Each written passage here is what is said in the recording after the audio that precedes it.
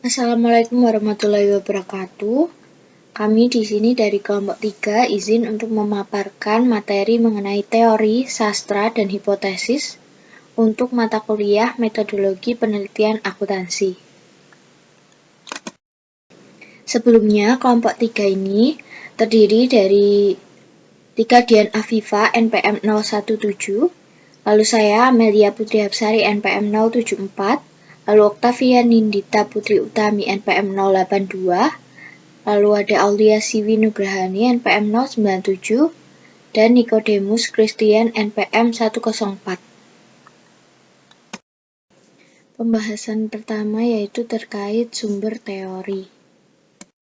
Pada bagian sumber teori, dimulai dengan beberapa definisi untuk mengatasi kebingungan potensial dengan terminologi, terutama di beberapa konsep. Yang pertama, definisi dari teori. Didefinisikan sebagai serangkaian bagian atau variabel, definisi, dan dalil yang saling berhubungan yang menghadirkan sebuah pandangan sistematis mengenai sebuah fenomena. Kemudian yang kedua ada hipotesis, atau hubungan yang diduga. Di sini juga dijelaskan bahwa hipotesis adalah jawaban sementara dari suatu permasalahan yang hendak diteliti. Kemudian ada konstruk, yaitu sebuah konsep yang memiliki tujuan khusus. Konstruk merupakan sebuah konsep yang memiliki tujuan khusus, yaitu digunakan dalam suatu kerangka teoretis, dikaitkan dengan konstruk-konstruk lainnya, dan juga dapat diamati serta diukur. Lalu ada variabel atau pengelompokan dari dua atau lebih suatu atribut dari objek yang diteliti, dan yang terakhir ada validitas atau pengukuran sejauh mana ketepatan dan kecermatan suatu alat ukur dalam melakukan fungsi ukurannya. Di dalam bagan dimulai dengan teori yang menetapkan serangkaian hubungan antara konsep yang tidak jelas. Ini mungkin sulit untuk dijabarkan dan tidak mungkin diukur secara langsung. Lalu, pertama-tama yang harus dilakukan adalah mencari variabel yang dapat diamati dan dapat bertindak sebagai proksi untuk konsep tersebut. Misalnya, ketidakhadiran sering digunakan dalam literatur manajemen untuk mewakili konsep moral dan semangat tim. Tetapi alternatif mungkin dengan mengidentifikasi konstruksi yang mengukur konsep secara memuaskan, karena idealnya konstruk yang mapan sudah ada untuk mengukur dengan tepat apa yang kita inginkan. Kemudian sumber teori untuk penelitian akuntansi juga sangat erat hubungannya dengan ekonomi dan keuangan. Analisis ekonomi secara deduktif digunakan untuk mengembangkan pendekatan alternatif untuk penentuan pendapatan. Dasar-dasar dalam ekonomi memiliki efek yang sangat luas dalam penelitian. Misalnya, untuk pengembangan model pengambilan keputusan yang tepat, peneliti memerlukan solusi pemrograman linier, analisis biaya-biaya, dan juga laporan arus kas. Kemudian, teori-teori perkembangan yang dikembangkan oleh para ilmuwan dalam ilmu ekonomi juga memiliki pengaruh luas terhadap penelitian akuntansi, karena teori-teori tersebut sangat memiliki banyak arti dan sangat membantu untuk penelitian akuntansi.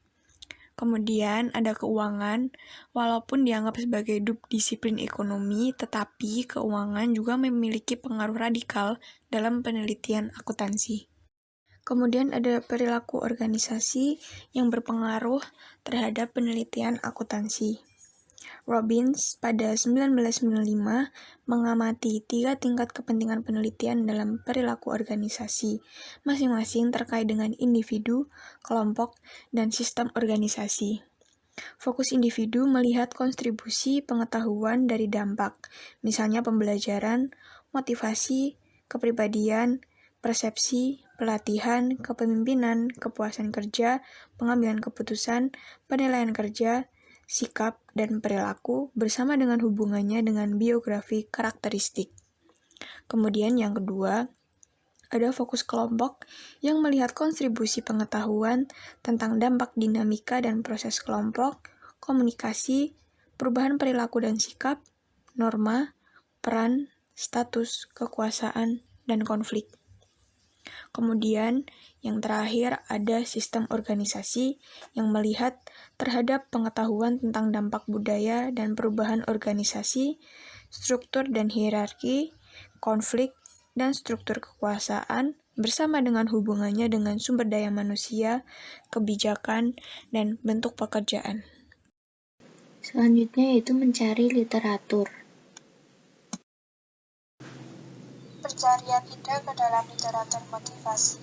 Dalam pencarian ide dapat diperhatikan hal-hal sebagai berikut. Yang pertama, beberapa kata kunci. Literatur tani di daerah tersebut yang akan memotivasi penelitian lebih lanjut. Kedua, bukti dari apa yang kita ketahui, yaitu batas-batas pengetahuan kita saat ini dan sama pentingnya apa yang belum kita ketahui karena masih merupakan penelitian masa depan.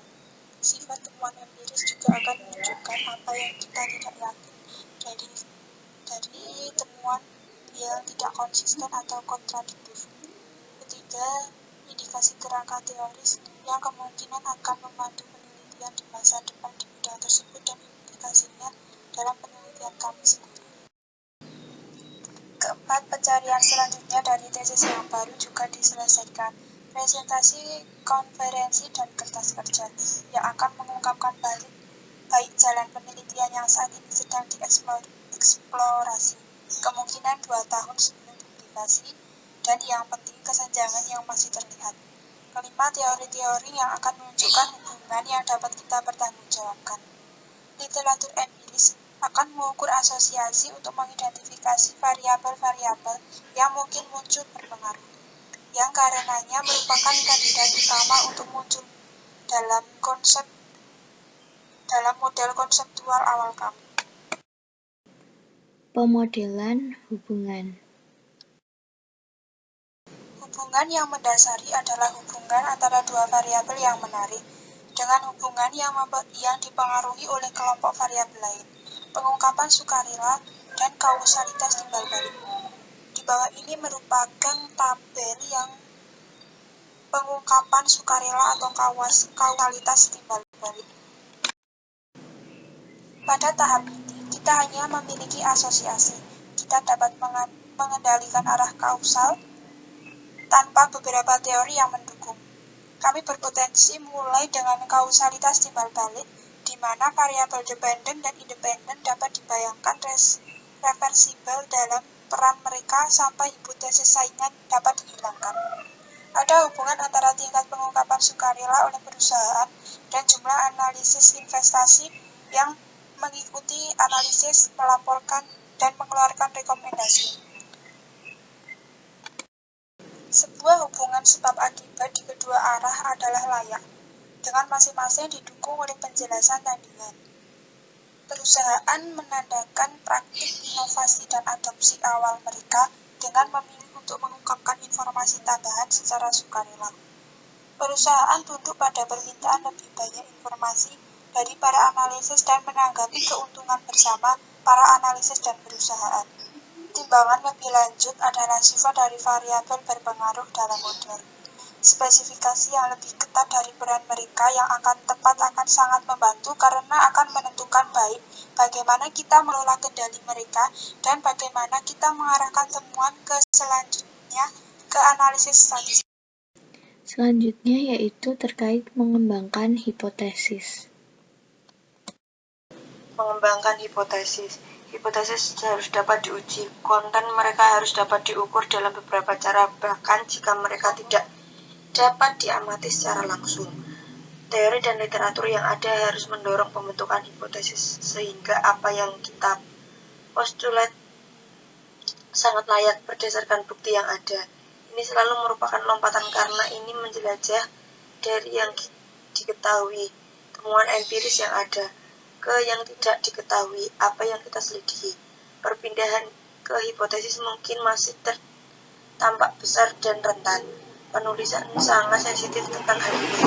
Mereka dapat memilih untuk menetapkan proposisi tentang apa yang didapat diantisipasi daripada hipotesis formal dalam bentuk harapan yang dapat diuji.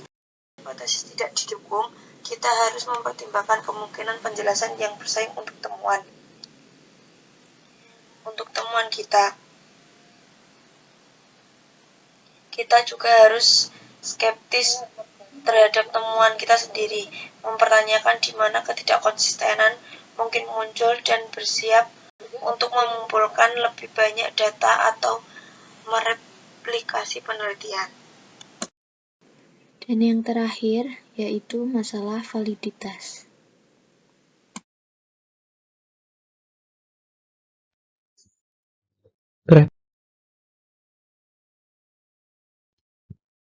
Sedangkan Sekian, terima kasih dari kami. Mohon maaf jika masih ada kekurangan.